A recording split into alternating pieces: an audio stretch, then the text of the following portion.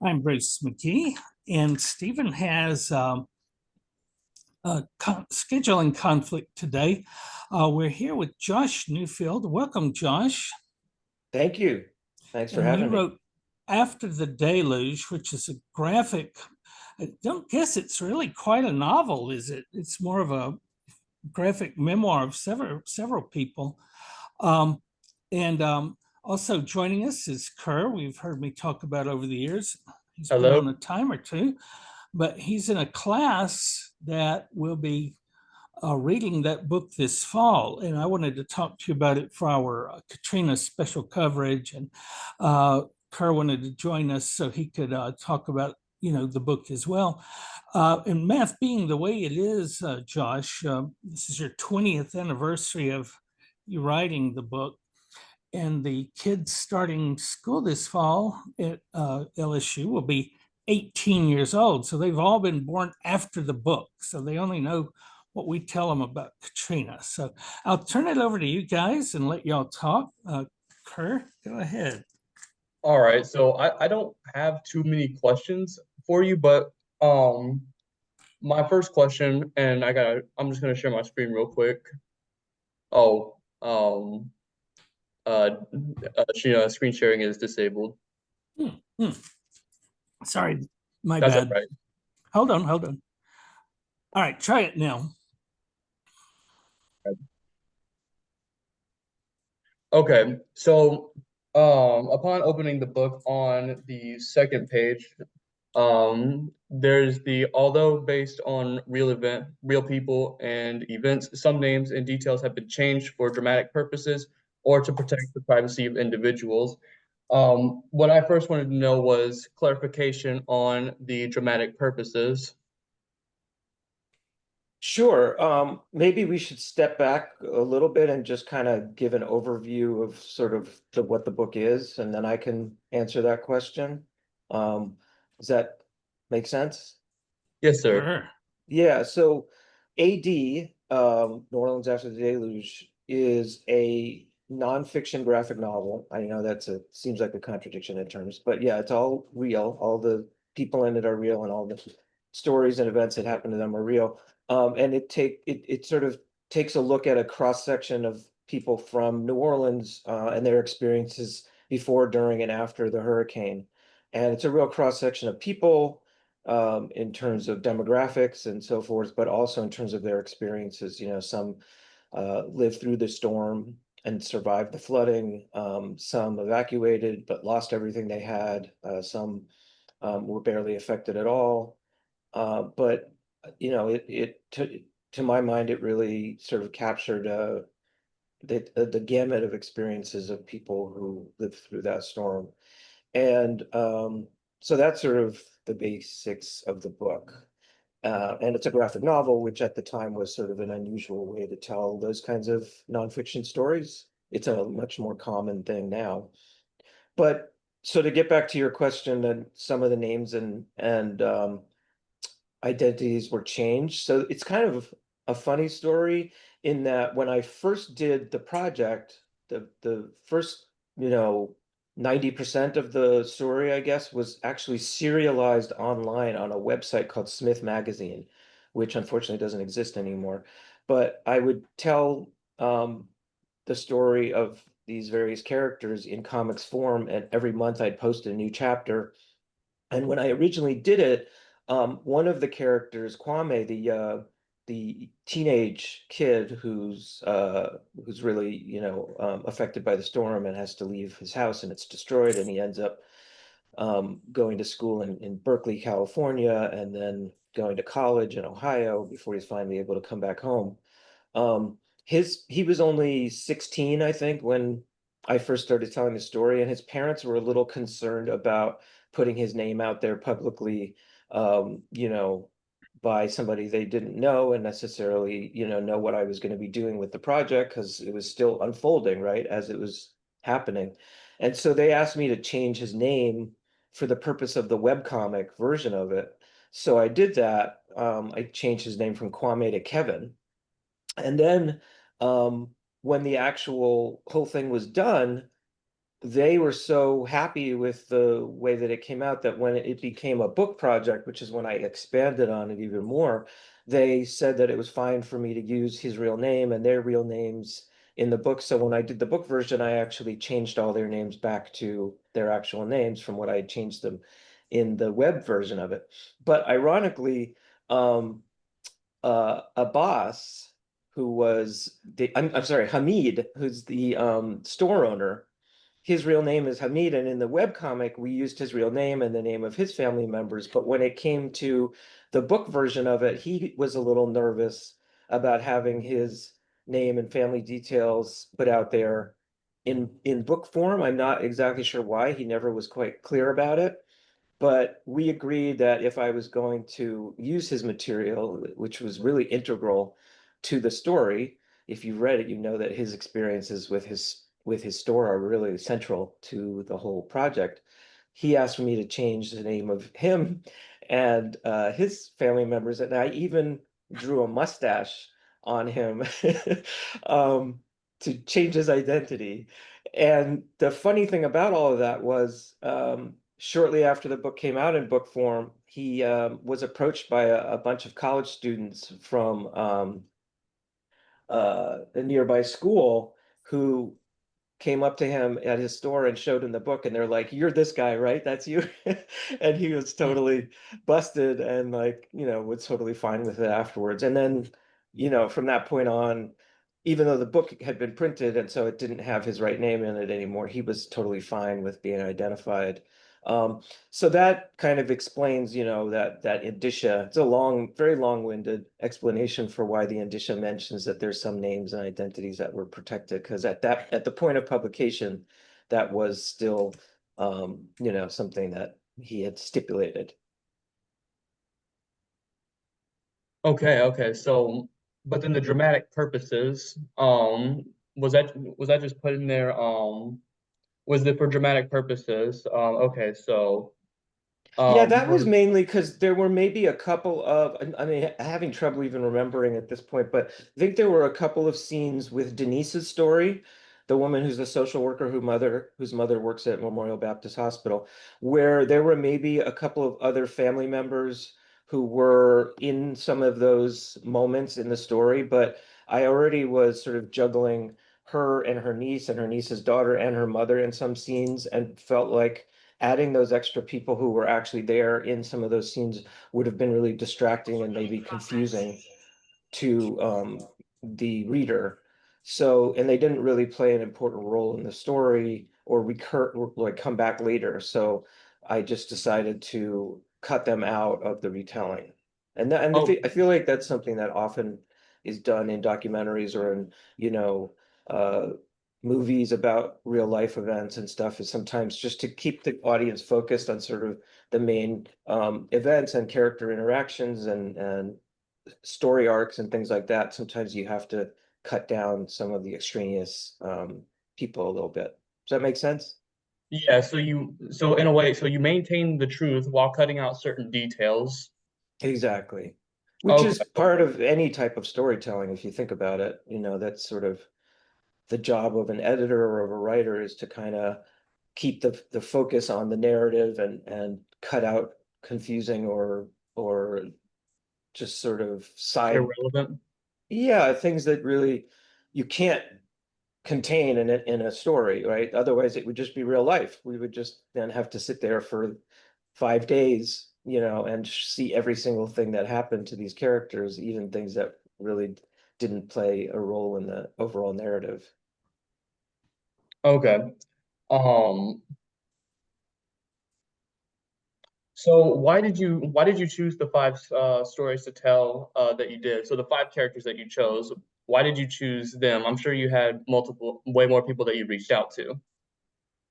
Yeah, so that's true. And there were definitely other people that I talked to and considered for the story, but I think the main thing that I wanted to focus on was I had certain ideas because of my own experience. Like I had been a Red Cross volunteer shortly after the hurricane. I had been trained as a disaster response worker and had gone down to Biloxi, Mississippi, and worked with survivors of the hurricane there.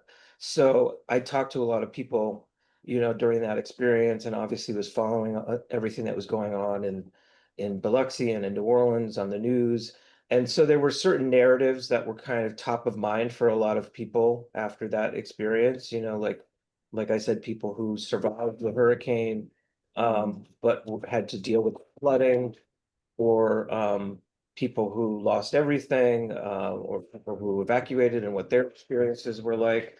So I wanted to make sure to have people who had experiences that kind of matched those various narratives. And at the same time, I wanted to have a diverse group of people because New Orleans is a very city. And so I really tried to like mix and match people as well as I could, and try to also make sure that nobody's stories were like too similar to anyone else's stories, so that there wouldn't be a lot of overlap, and redundancy in the stories. And they've met each other. Were you there when they met each other? Yeah, so one of the first times that they met each other was when Leo, the guy who lost his whole comics collection and a lot of other stuff, when he helped me out by going to Hamid's store and taking all these reference photos, because he's a comics fan and he kind of knew what I was going to need to be doing for the comic, as a way of representing all of these events, like both before the hurricane and then when the flooding happened, and a lot of stuff that Hamid was telling me about, I needed to really visualize, right, to bring to life. And Leo, being a comics reader himself, knew sort of intuitively what kind of shots I would need to really have a full reference suite of images to choose from. So he volunteered to go down to Uptown from Mid City where he lived, and introduced himself to Hamid, and then took a whole bunch of photos, which he sent me digitally. And that was an amazing, gift for me. And also it was really cool for me to know that these two guys were meeting each other and, forming a relationship on their own. And then later when the project started, being published online, and um, there were, I went down to New Orleans many times to do interviews and so forth. Then there were opportunities for the various characters, as I call them, to get to meet each other and share their experiences and form their own outside relationships. And that was really cool for me to see that. So you've seen them grow over the years. Yeah, in various ways. Unfortunately, Hamid passed away a few years back, so um, you know, that was a real tragedy. I really missed, his voice, and just I know his family sort of, you know, through friends, and it was very sad for them to lose him because he was still very young when he passed away. And people have gone through ups and downs and have moved along, and some don't live in New Orleans anymore. But, I tried to keep in touch with them as much as I can, but, people have lives, and they go on and go in different directions, and that's inevitably what happens. Because it has been, I mean, I started doing the project in 2007, and the book came out in 2009. So it's been 16 years, since I was really deeply embedded in making this project. Yeah. So you made a hold on, I'm trying to find it real quick. Okay. You made Katrina Survivors 10 years later. And almost all of them came back except Denise. Um, Yeah, so do you know why she didn't come back, um or do you I think you reached know out why? to her a couple of times, but she was going through a lot of stuff and was kind of itinerant. I think she was moving back and forth between Baton Rouge and New Orleans, and just never got back to me. And there was only so much I could do in terms of reaching out. I tried calling her and emailing her and reaching out on Facebook and all that, but I guess she chose at that point. I know, she was dealing with a lot of trauma, which I feel like I addressed in the book. And I think even 10 years later, it was really difficult for her to talk about that experience. And also the other thing about her, I'm not sure if I mentioned it in the book, but she was a creative person herself, a poet and a memoirist. And I think it was really hard for her to let go of this narrative of her own life and let someone else tell it, to have that um, be have that story told by somebody else. Which actually brings up a really interesting issue that happened while I was actually making the book. The scenes that take place at the convention center, there's some really raw and gritty things that happen there, and having to do with like all the people that were uh, abandoned there at the convention center without food or drink or medicine for many days, or even sanitation or flushable toilets. And um, it was a really rough time. And when I was writing about those scenes, I was concerned about like representation of especially a mostly African American population. By here I am, this white guy from Brooklyn, and there are all these people who are from New Orleans and were feeling like they'd been left behind. And she lived through that experience, so I thought it was really important.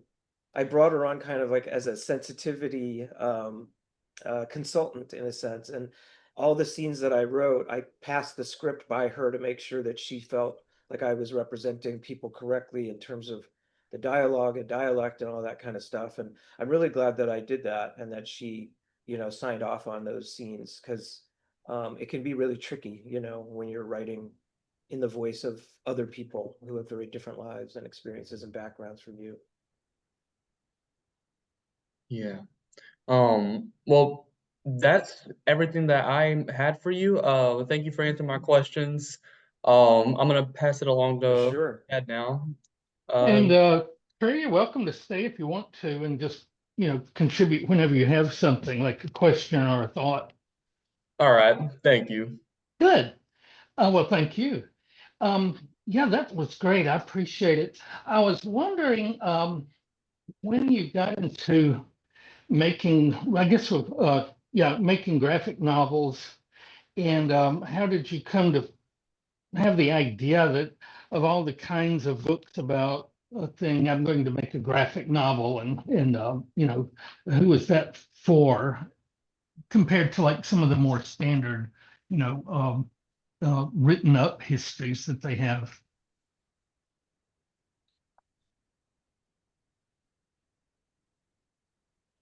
Oh, crud, can y'all hear me?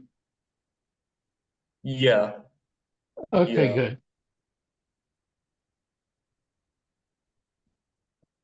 Josh, is your audio all right? We you can't hear me either, can you, Dad? I can hear you, Kerr. Like no, Josh, try muting and unmuting. Sometimes that'll do it. Okay, all right. See if that'll come through.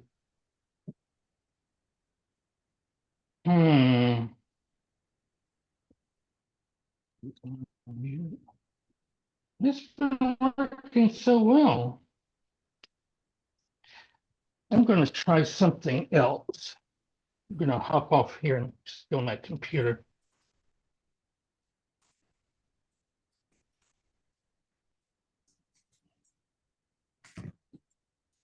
You guys hear me? Okay, let's see if that helped any. Hold on. Are you hearing me now? Oh, yep. Okay, oh, Josh, I sorry. can hear you. Good. I think something on my settings changed, so I fixed it. Thank you But so much. okay, should I go on again? Yeah, where'd you get Oh, the that's idea of a easy. graphic novel? Is what Yeah. the question basically was. So that's a really great question, and I definitely got that question quite a lot when I first came out with the book. And it was funny to me, it just was such a no-brainer because I've been making comics my whole life, and the idea of nonfiction comics was a very normal thing for me. Like I had been an illustrator for a writer named Harvey Pekar who had written, Oh my God, yeah. yeah, Harvey's work. Okay. Yeah, so they made a movie about his life called American Splendor, which was based And on, before that, he was on Letterman every he was other on week. David Letterman. That's right. That's right. Famous cranky guest. Yes, exactly. So I had been an illustrator of his, and his whole thing was he told stories about his everyday life in comics form, and he was a writer but not an artist. So he would hire illustrators to illustrate his stories for him. And that was, what I did for many years. And so there was also a comics journalist named Joe Sacco, who was really well known, at least in the comics world, for telling journalistic stories. Did he do about the thing on the Holocaust?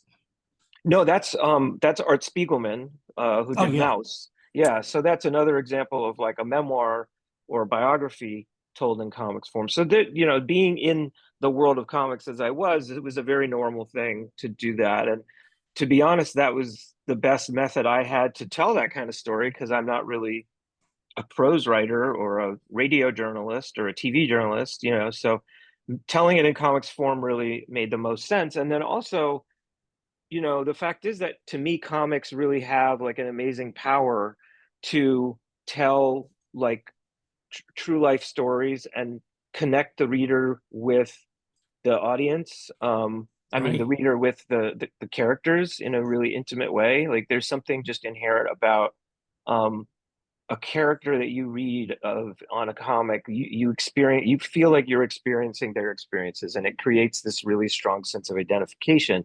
And when they're real people, I feel like that really, has a power to connect people with the experiences of people, especially who've maybe been through trauma, or really extreme circumstances like what happened with Hurricane Katrina. So for those various reasons, I just felt like doing it in comics form just made so much sense, and was another way, as Bruce is someone who's old enough to remember Hurricane Katrina. Right. There were so many, it was such a dominant narrative for such a long time in various ways, Right. in movies and radio broadcasts and documentaries and newspapers and magazines. And so I thought of AD as another way to kind of complement those narratives with a comics version. Well, and as a graphic novel, the primary audience is probably more adult than kids, but it can be used with kids who might not have developed, the vocabulary is still developing, and so they're able to look at these pictures and follow the dialogue without having to wade through all the text. Mm-hmm. Yeah, there's a really unique thing that happens with comics, like where you're reading the text and the dialogue, but you're also reading the pictures. There's like so Yes. much that a picture can convey, that old phrase, right? A picture's worth 1,000 words. And so when you're reading a comic, it feels like it's a very simplistic act, but actually it's very sophisticated, because your brain is kind of like reading on two levels, both the words and the pictures, and kind of Yeah. combining them in a really interesting and unique way. And then, of course, there's a comics artist named Scott McCloud who made a book called Understanding Comics, and he talks a lot about how there's this really magical thing that happens when you're reading different panels, when you're going from panel to panel to panel. The space in between the panels, which is called the gutter, is like that cut, from one scene to the next, and your brain Right. fills in those details in a sense. It takes what's a very static series of images and kind of fluidly connects them together to make it feel more like, real life, or like a movie. And so there's lots of different ways that, and that draws you in, I think, into the experience as well. So there are a lot of different ways that comics kind of can reach, readers and audiences and people in different ways. And getting back to what you were saying about it being more maybe for kids, that was a little bit of an issue for me, because there's a lot of very explicit language in the book, Oh, yeah. which really Dead captures, bodies as well. and dead bodies and scary scenes. And that was something I, was very conscious of, but also like wanted to be very truthful about. And so and New Orleanians, they curse a lot. That's just the fact. Yep. Yep. So I wanted to be truthful about that and not censor that part of it. And I do remember when the book first came out, I was at a signing at a comic book store, and a mom came up to me and said she was, considering buying the book for her 12-year-old or something. And I was like, okay, but got some bad language and it's got some scary stuff in it. And she was like, oh, come on.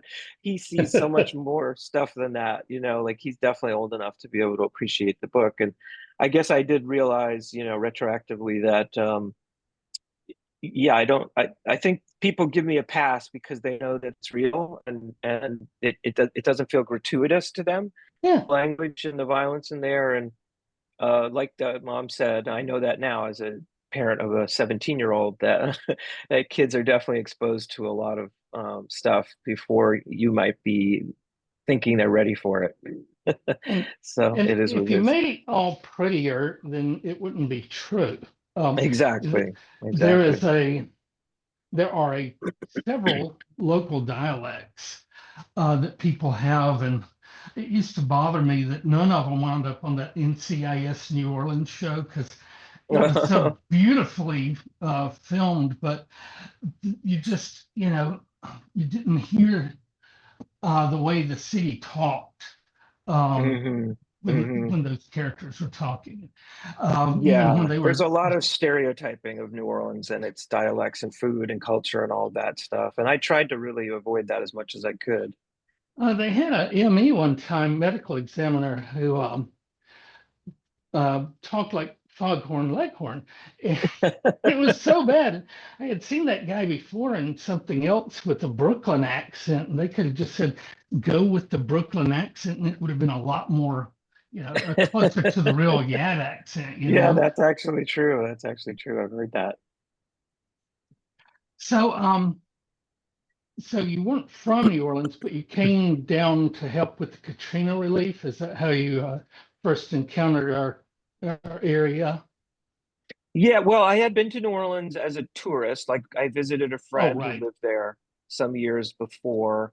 And then, yeah, when I was with the Red Cross, I was mostly in Biloxi, but at one point we were able to visit New Orleans. And this was like just shortly after the water had all been pumped out. So that was another real eye-opening, Oh, wow. Yeah. experience because the city was That basically was when closed. the devastation was really apparent.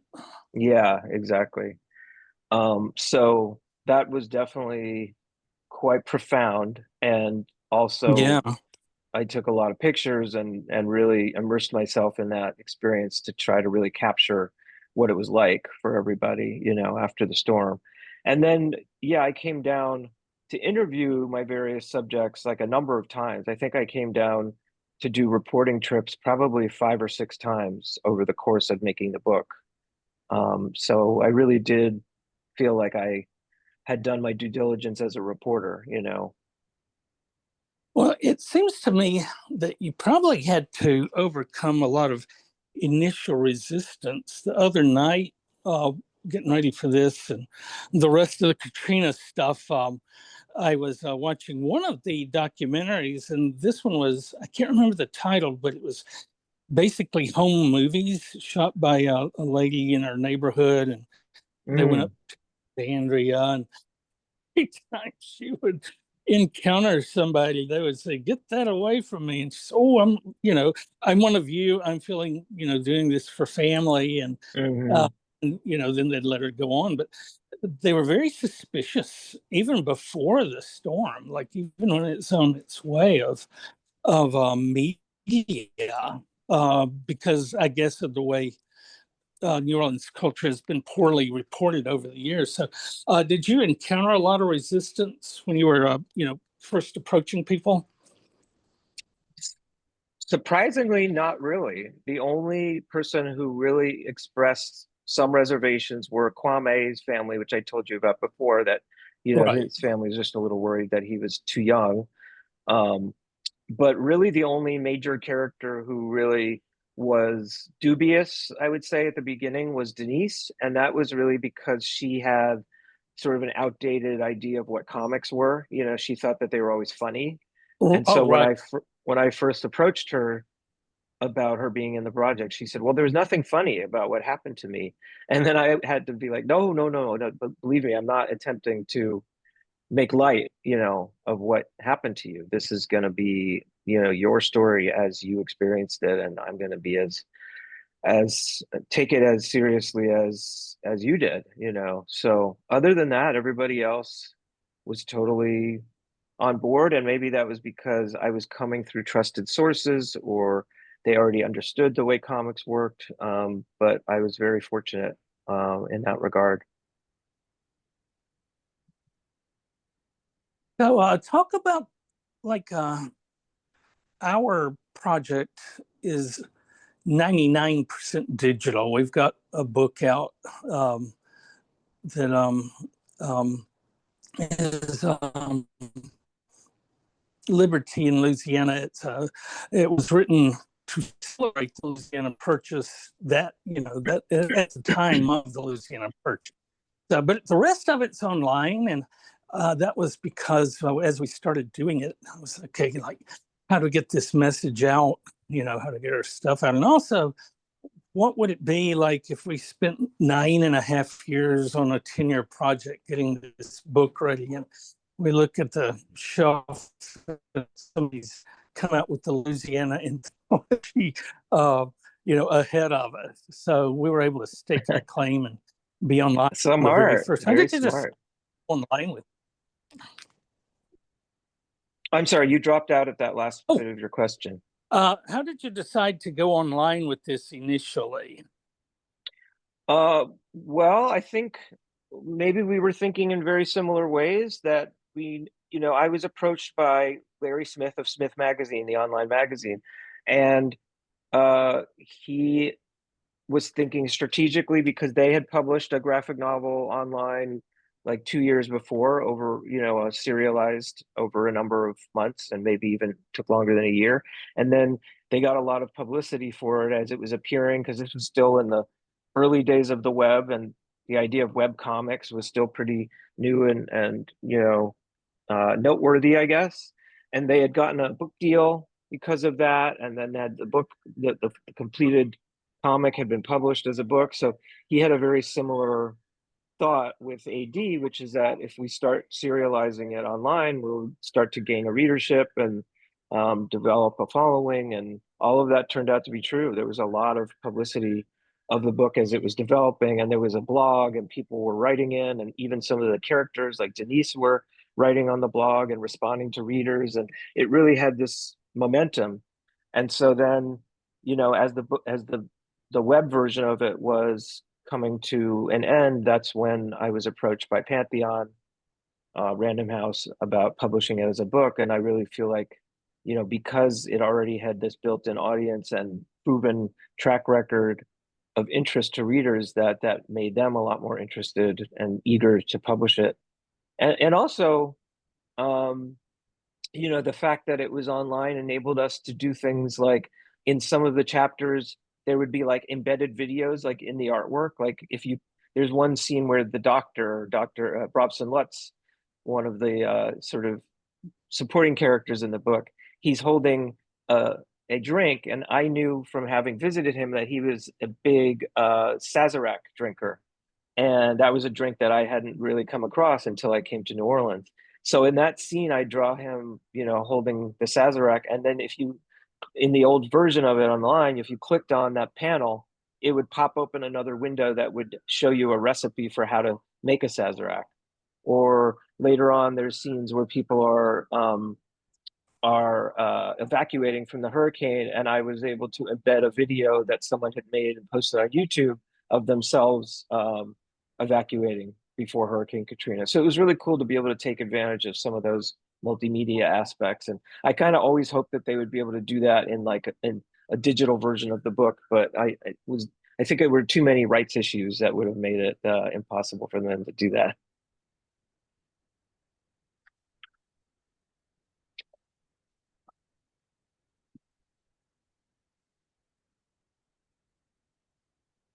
You still there? I'm not hearing anything. Dad, you there? 1 second.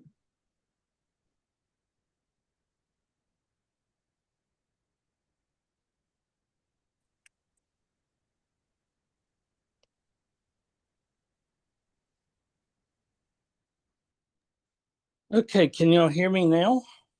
Yes, can hear you.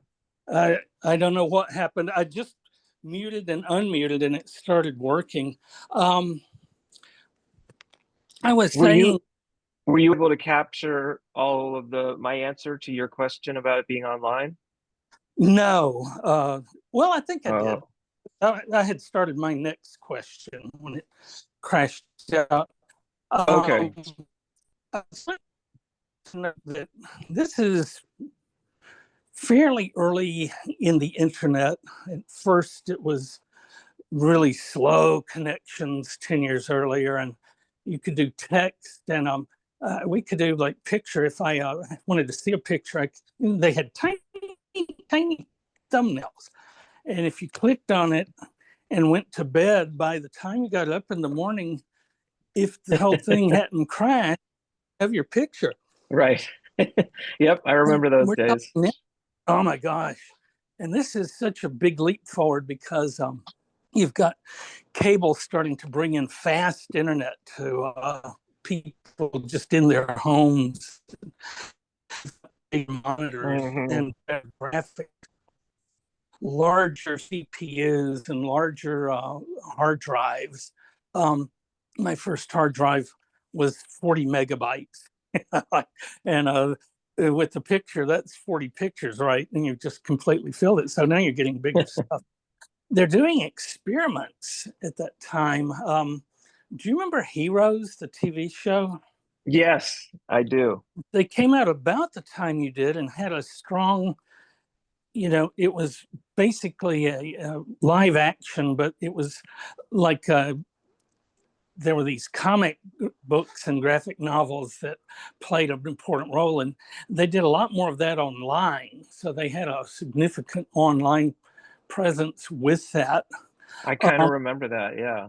Yeah, and it was putting comics on the web. It's doing your thing, they're doing that. So it was an era where people were experimenting on just what can you put online, and I think it came out pretty nice. If you want to share a screenshot or two of your online version. You're talking to me? Yeah.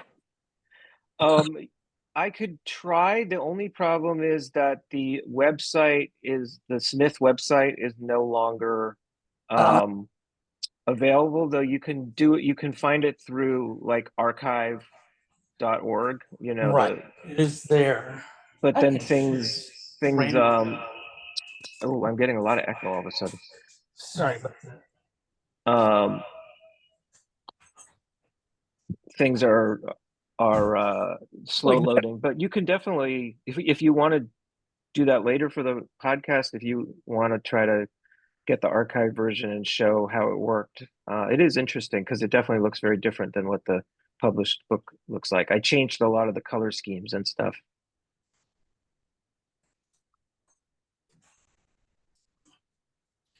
Okay, I'm going to try it. Sorry.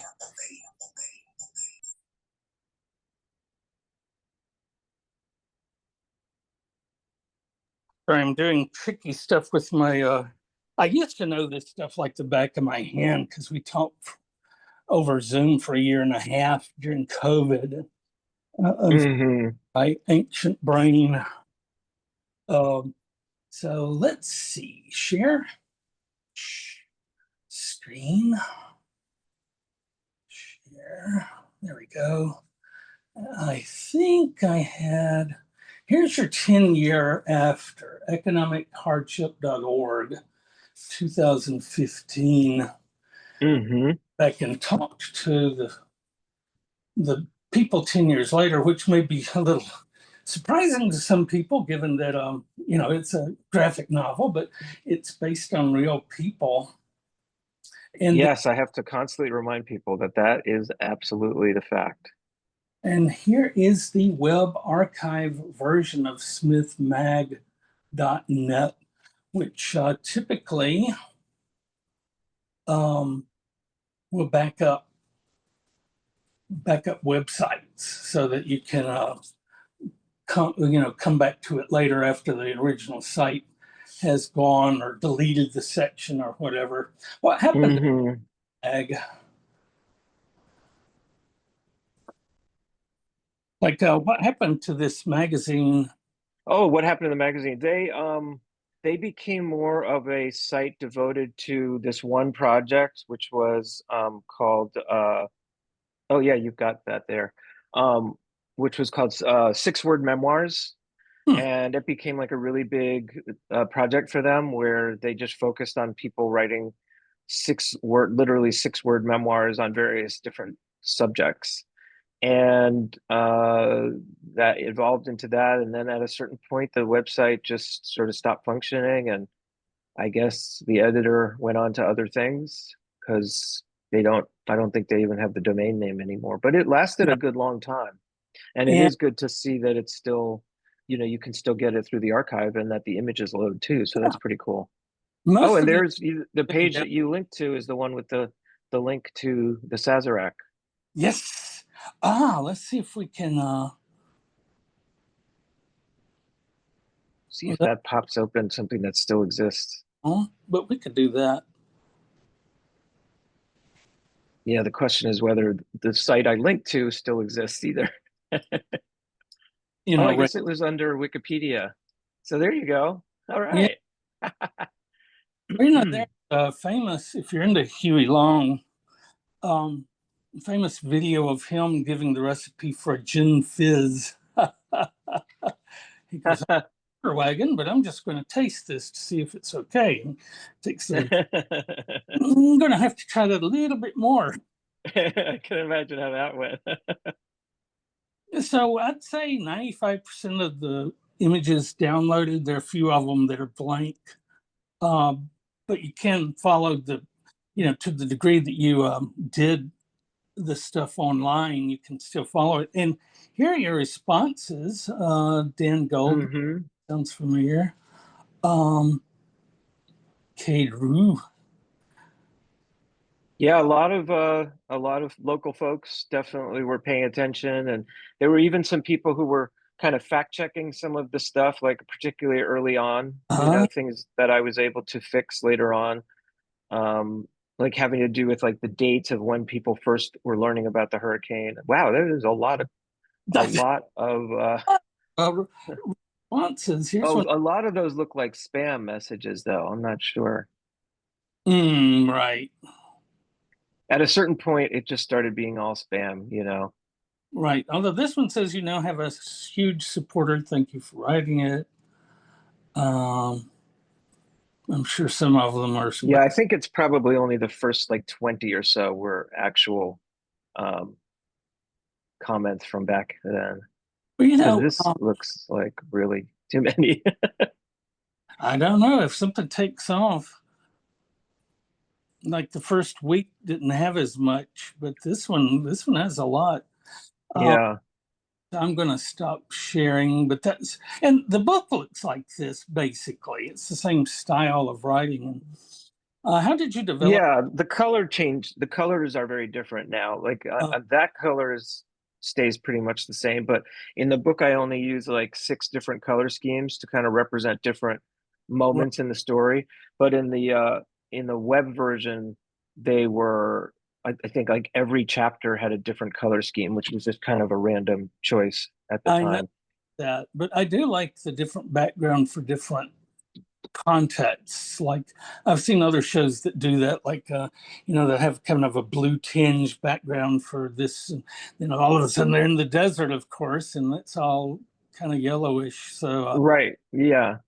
I was trying to capture something by using like principles of color theory, like hot colors and cool colors, and which ones sort of generate warm and happy feelings versus those which are a little more somber or a little disturbing. If you combine different colors in different ways, it can kind of have like a nauseating effect. And when there were moments in the story, in the book version that kind of had that element to it, I was trying to think very, purposefully about some of those choices.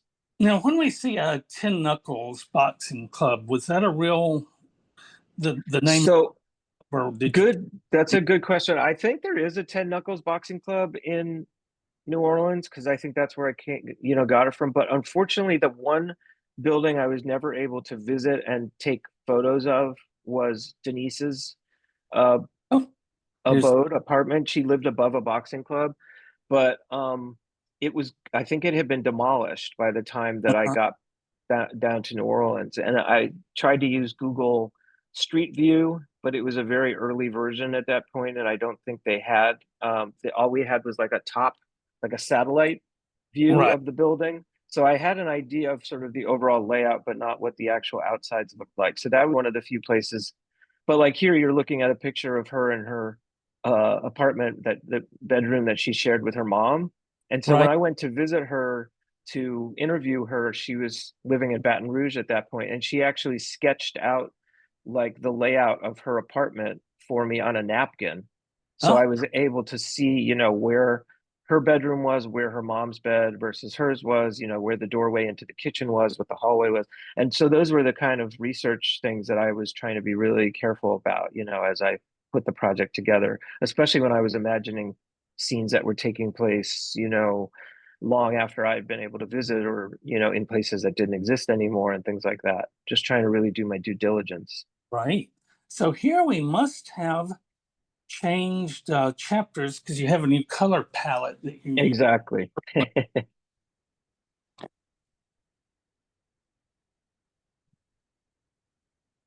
We're still early days, and you take this all the way through the storm itself, the aftermath.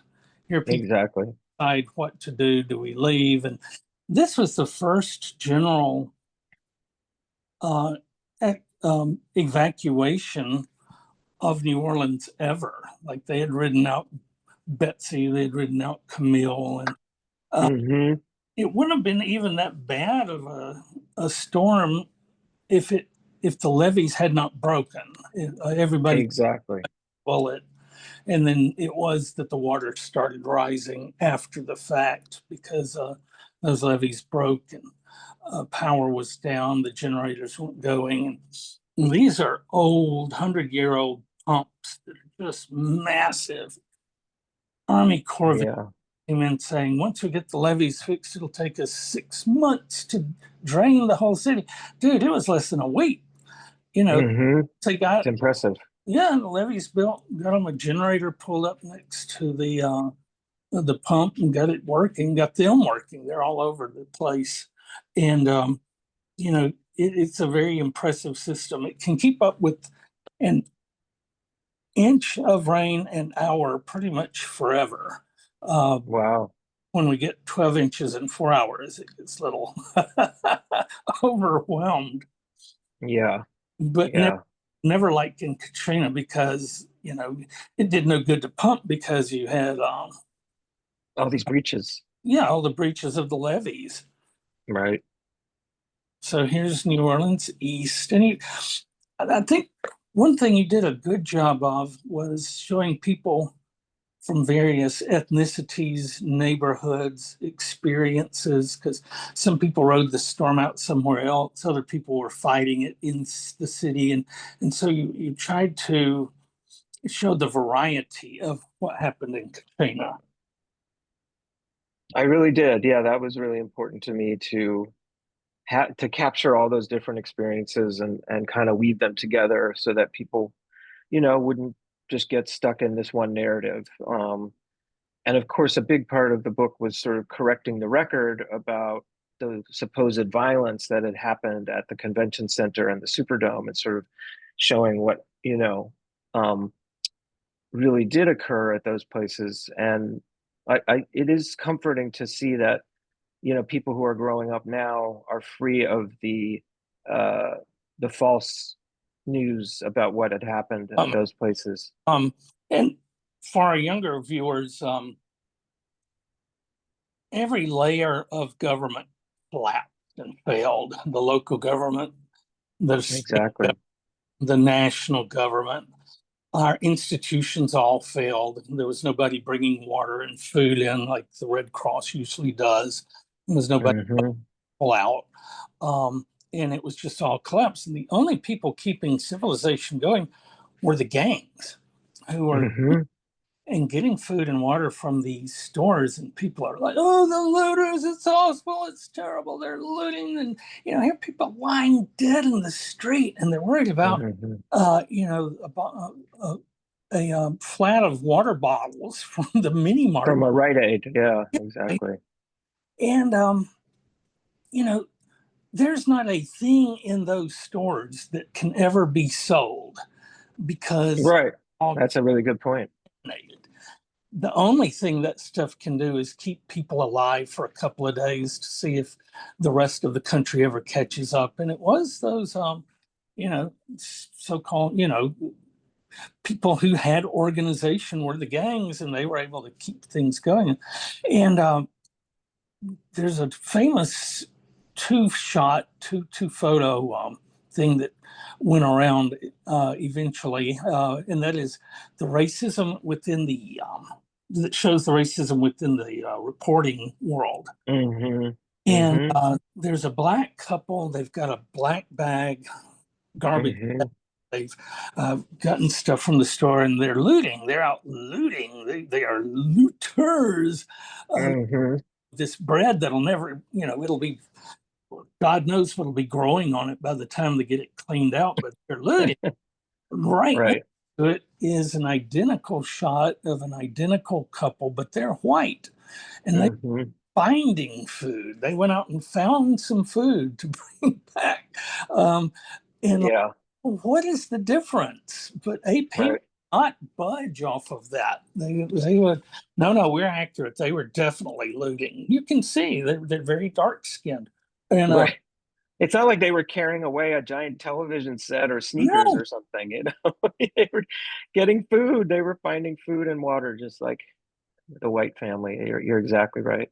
And it was so disgusting.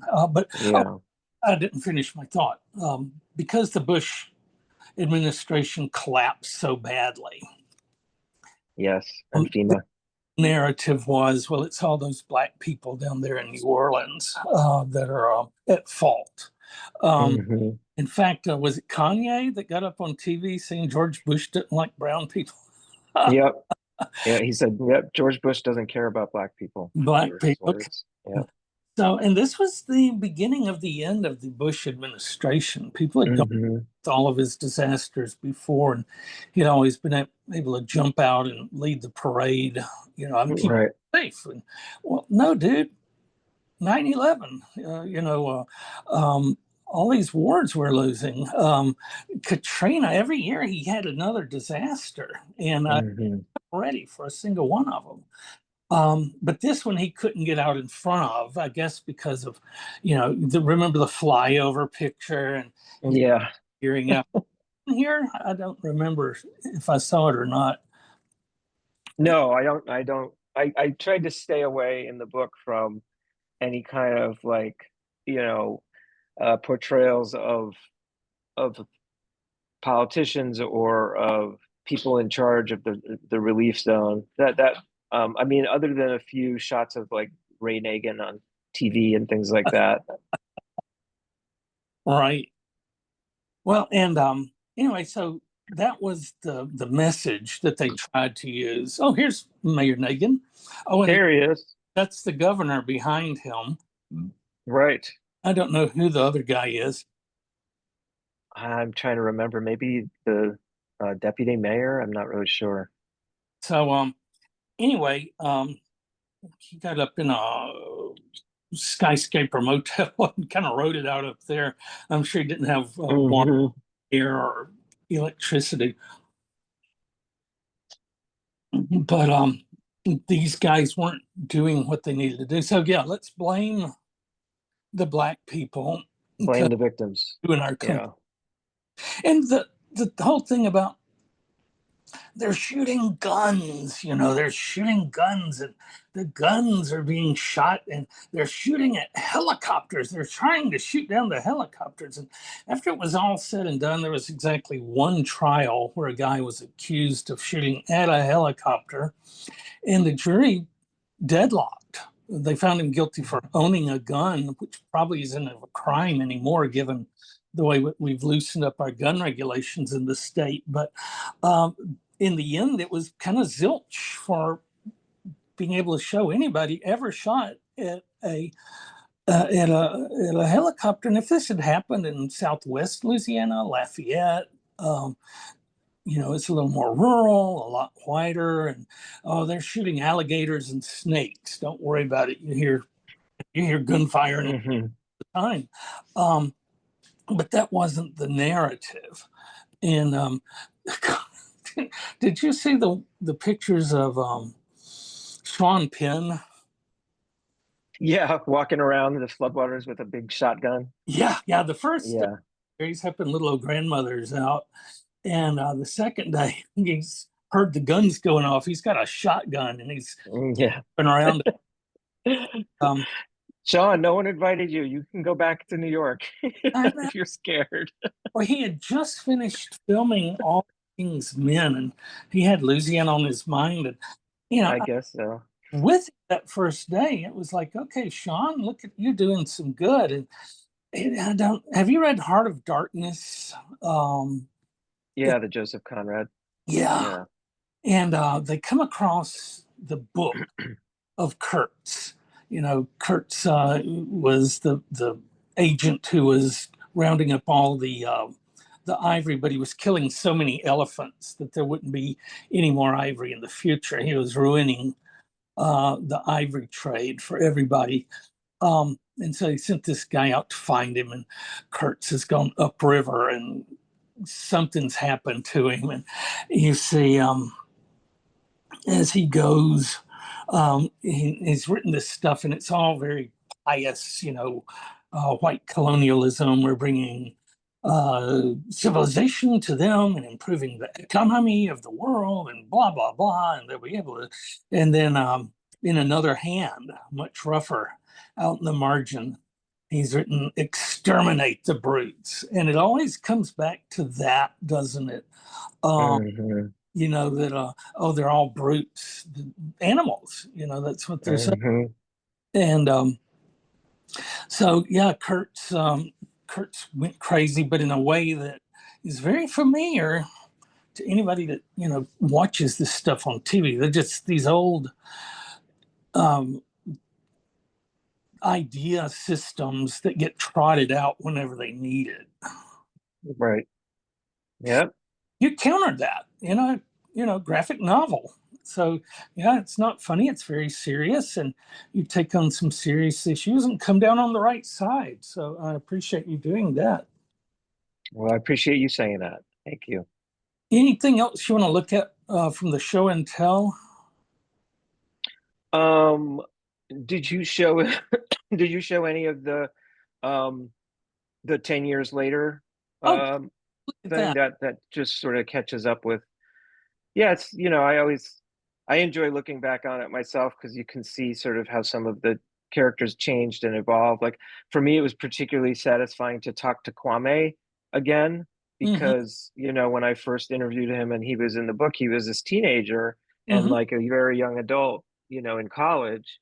And then 10 years later, he's a husband and a father, and he's, has a job with a purpose behind it that he's very proud of. And he has a lot of really interesting things to say about what it means to be from New Orleans. And it was really satisfying for me, because I have to confess, when I first was interviewing him for the book, in the first, the original AD, it was really hard to get good material from him, because he was still a kid, and he was a good kid. He wasn't going to say anything out of turn or like telling me anything controversial or whatever, but that made it very dry, so there were times I was very frustrated, because I really wanted him to tell me, like, what was your lowest point, or were there times when you and your family were really fighting, and he just wouldn't go there.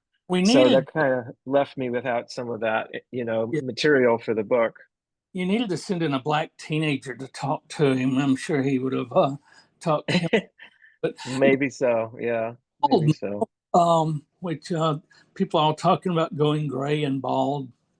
That is a fact of life. Yeah, there's Hamid. His hair's gone white. He went through a lot. Yeah. The Sliver by the River. Yeah, it's geological thing that as the river rises every year and floods, the silt flows out, and it tends to fall out more close to the banks than it does as it gets away from the river. It just all the silt has fallen out by the time you get a couple of miles out, and so the river gets higher and higher. And then eventually the river will change course. But of course, we have tamed the river, so it will not change course. And that means that the sliver by the river is the highest land in the city. We saw the French Quarter in one of the panels, and it was not flooded. They were fine. Nope. But all the swampy areas away, or where, I think you talked about the bowl effect, didn't you? Yeah, about it all filling up. Yeah, I think there's a quote from Mayor Nagin in there about the bowl effect. Or Yes. maybe it was a newscast. Yeah, the city is this literal crescent surrounded by water, basically, and the middle of that is lower than the edges. And so the water tends into the middle and fill up, and you could see all these water lines as you drove around the city. You can still see some of them. Wow, that's amazing. Got a gray in his coat. Oh, your comic book guy has gotten back into comic books. So yeah. There's a really funny story too, or I don't know if it's funny, but poignant, which is that, Hamid, the store owner who survived the flooding, he ended up reopening his store and keeping it open. And but unfortunately, after maybe another 7 or 8 years, his landlord raised the rent to the point where it wasn't profitable for him to keep the store open anymore. So he ended up having to close the store. Yeah. And it was occupied by an art supply store, I think, after that for a little while. But then, weirdly, coincidentally, cosmically, I don't know, Leo, the comic book guy, who is now the manager of this comic store in New Orleans called Crescent City Comics, they opened a new branch, and they opened it in Hamid's old store. So one character went from occupying that store to another character, a real life character occupying that same location. And I was really amazed by that. Just one of those bizarre coincidences. And the rising rent is kind of a second flood forcing people out of their houses. That has been going on since, that was the design. They call it disaster capitalism or vulture capitalism, I believe. Klein book about that was specifically in part about Katrina, and they're just these buzzards waiting around for prey, and what we've seen this year is, well, why should we wait? Let's just go ahead and tear things up, and we can swoop on in right away.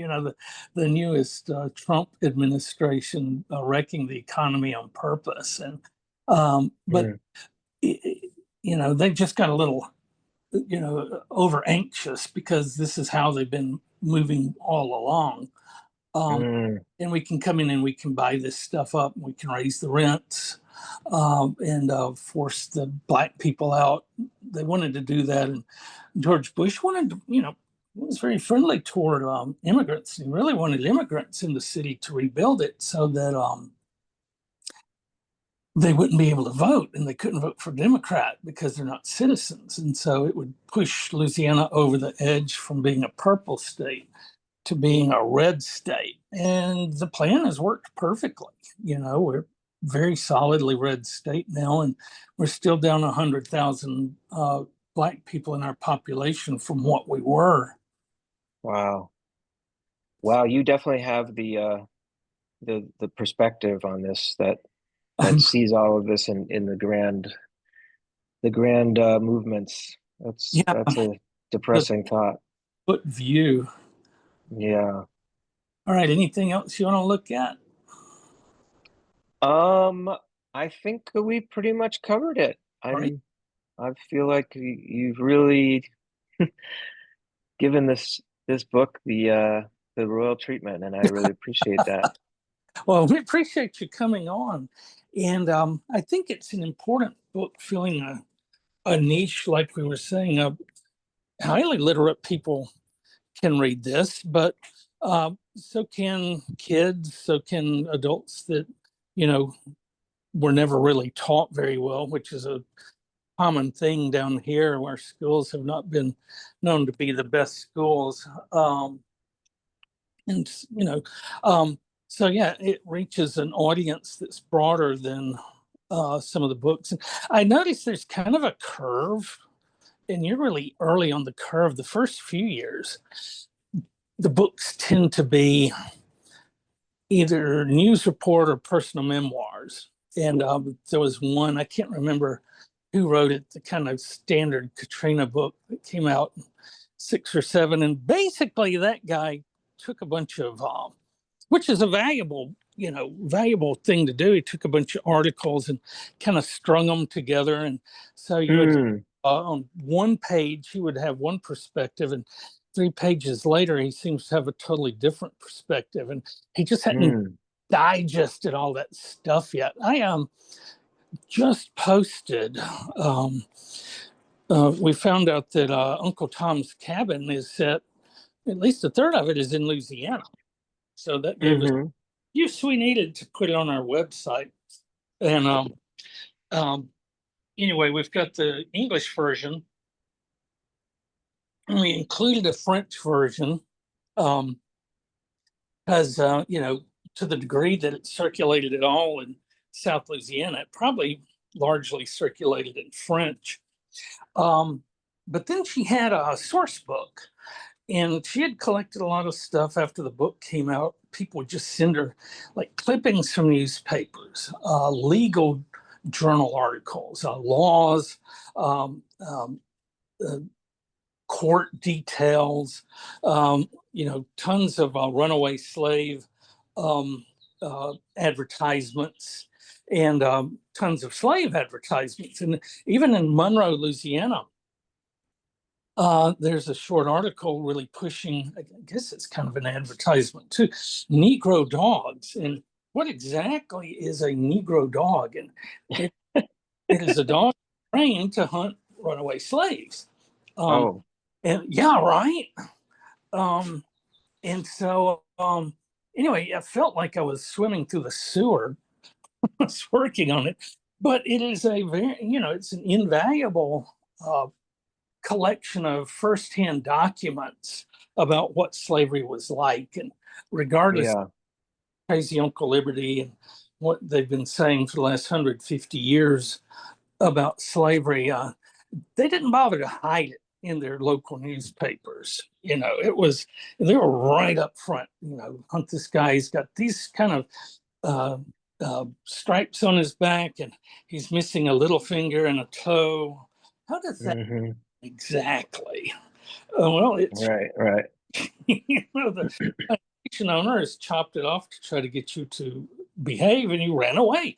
And so it's just, so depressing to read, but so important to have a collection of those primary sources. And I see that book is kind of that thing for Katrina, he'll kind of summarize a bunch of different articles, and it's not quite clippings, but it's not quite a thoroughly thought out book. And then later you start getting people doing more artful stuff, like maybe first come in the poems and later come, novels and stuff. And people are still dealing with this.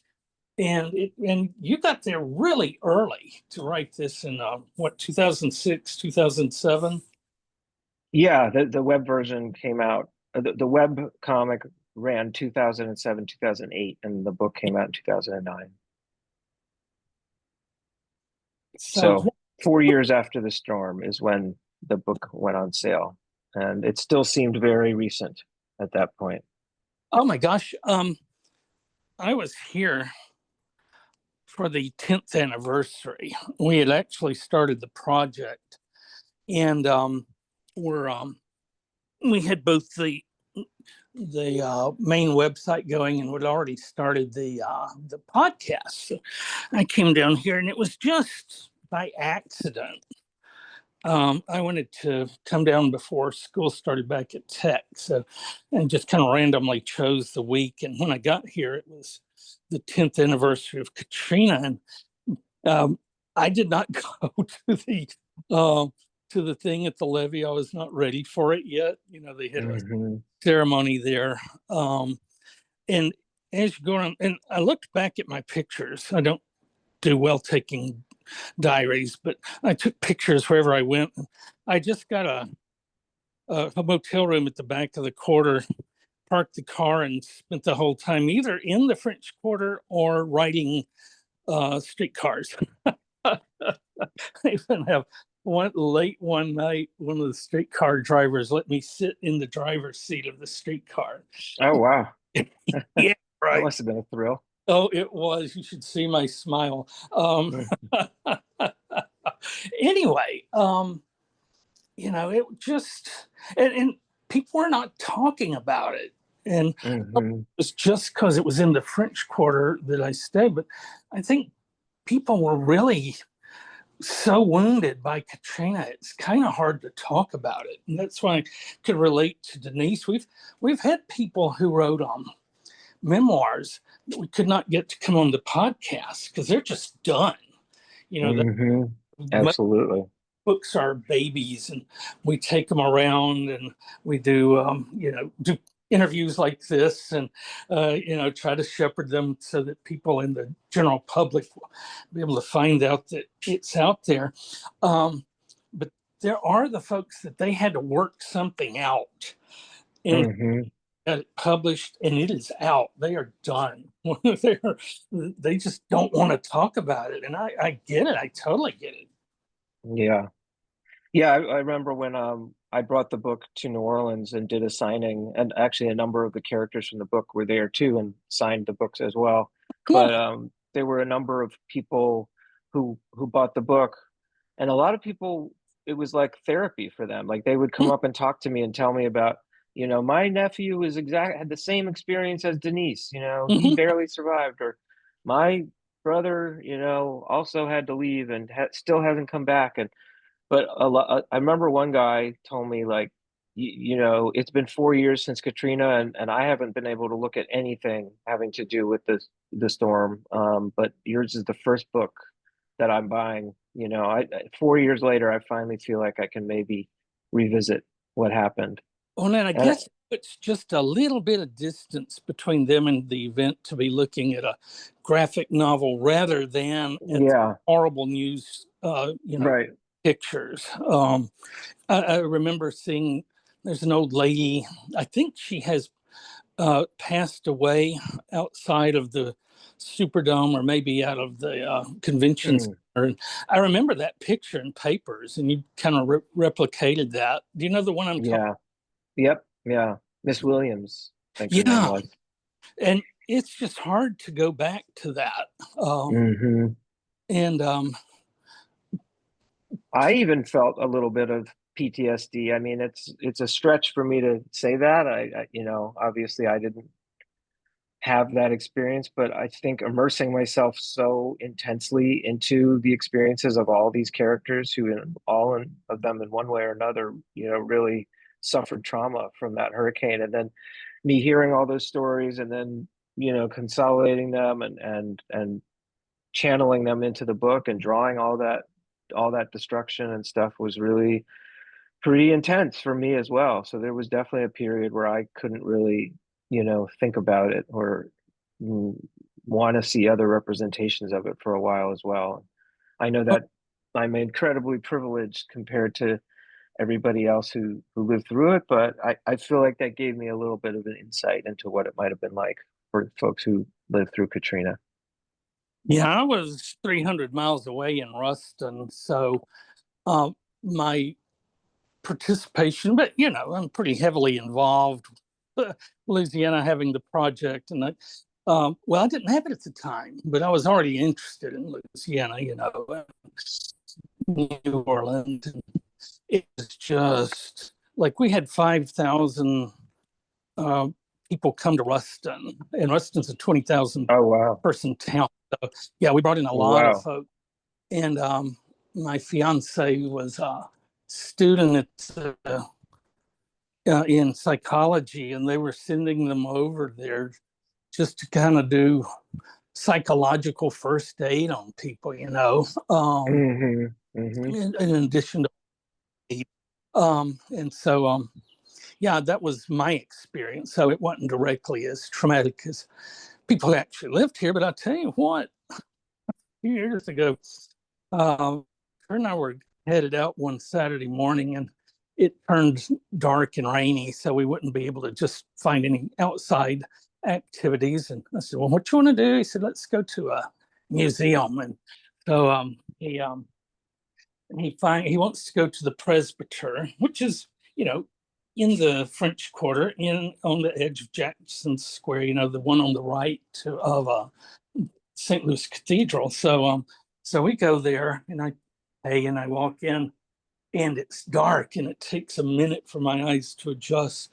And dude, I am in the middle of Katrina. And it's not pretty Katrina, right? This isn't an arty. This is an immersive, the walls they've got walls that they pulled out. One of them has the big X square on it.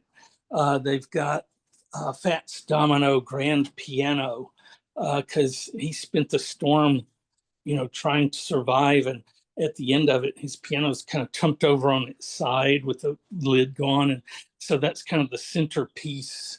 Wow. Found stuff that they've gotten out of Katrina and pulled into that room. And then there are a lot of pictures, and there's a lot of text under the pictures to explain what was going on. But you feel like you're there. And I was so not ready for that.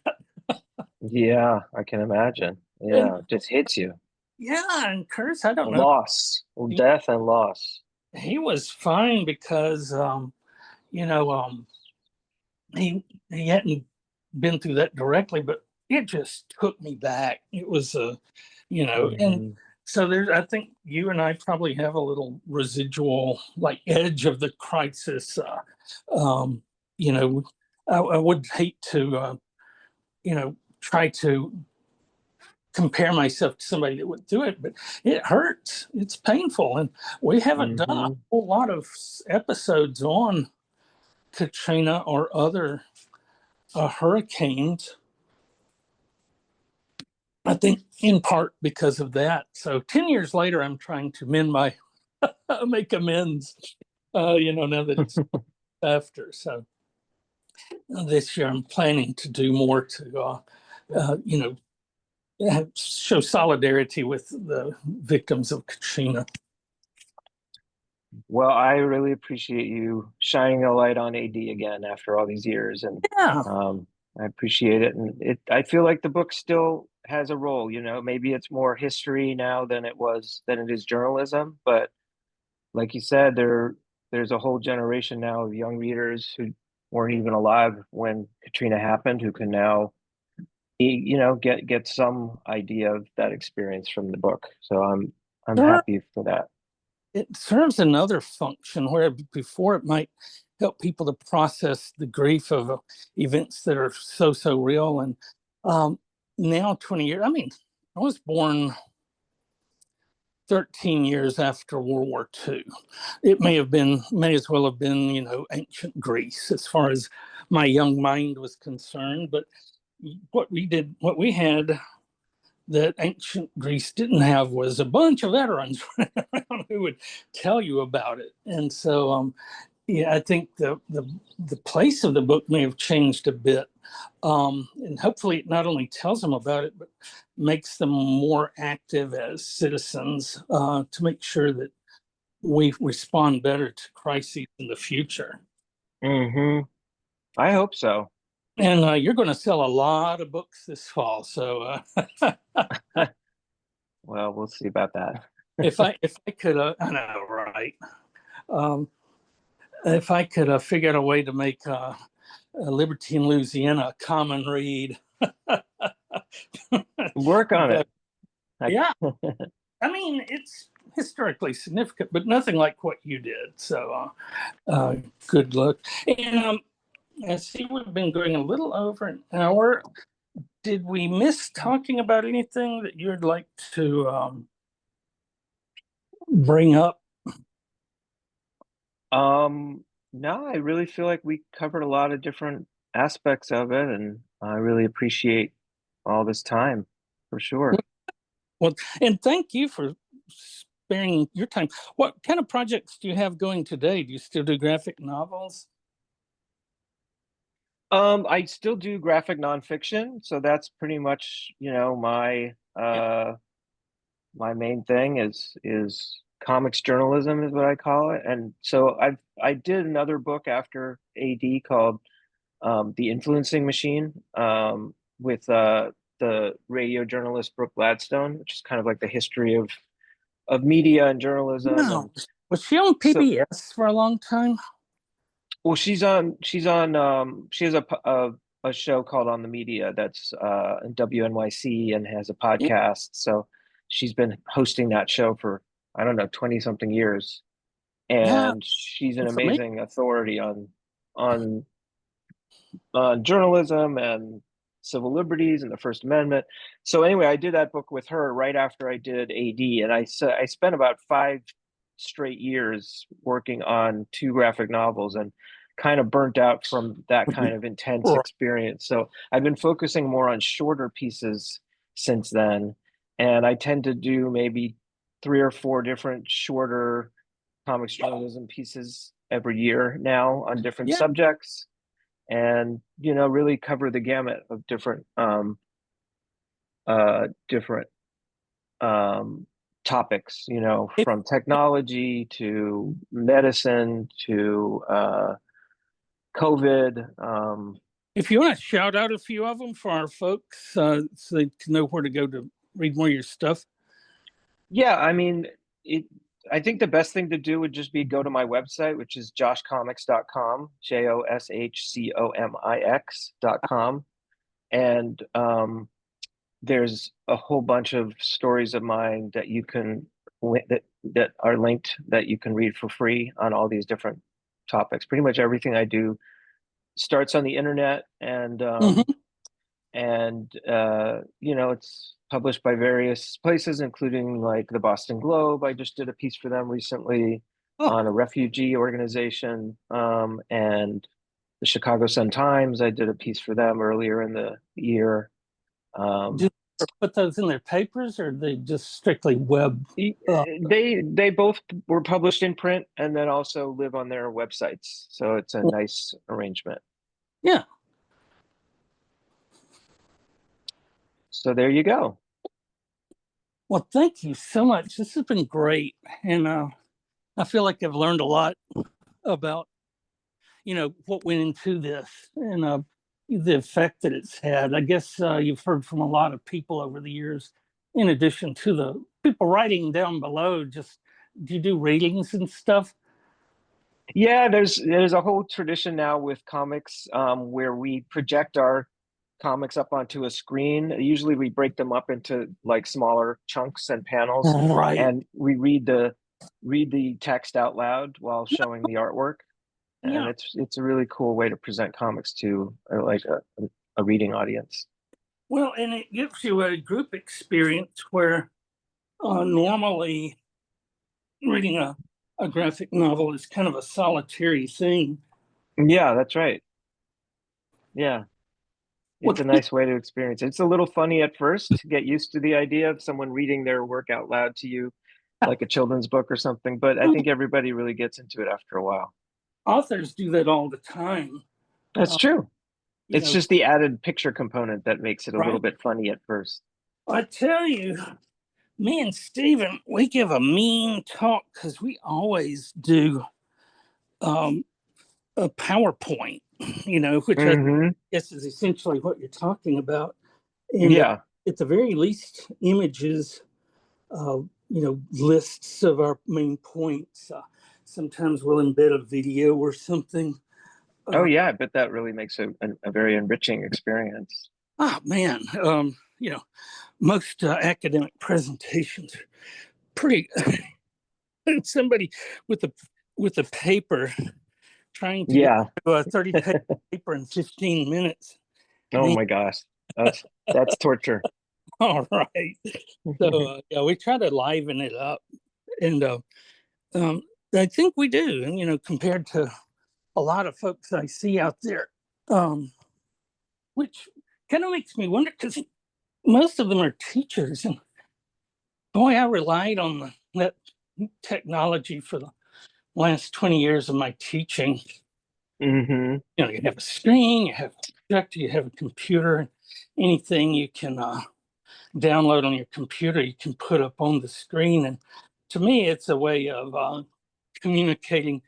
Well, they do say a picture is worth 1,000 words, right? That's right. At least 999. Mhm. I always say. And you show people stuff, it makes a difference. Well, Josh, thank you so much, and best of luck going forward with this. Well, thank you, and I look forward to seeing your son at LSU in the Great. fall. Are you going to come down? Yeah, I'm going to come down and present the work and sign some books and meet students, and I think Great. visit a few classes. So it should be a really interesting experience. We Well, all I'll have see to you there. offer All right, sounds good. Did so I don't know. I had a follow-up. Sorry. Kerr, do you have any final thoughts? No, I'm good. All right. Well, All right. Thank you, guys. Oh, I know. Where are you living now?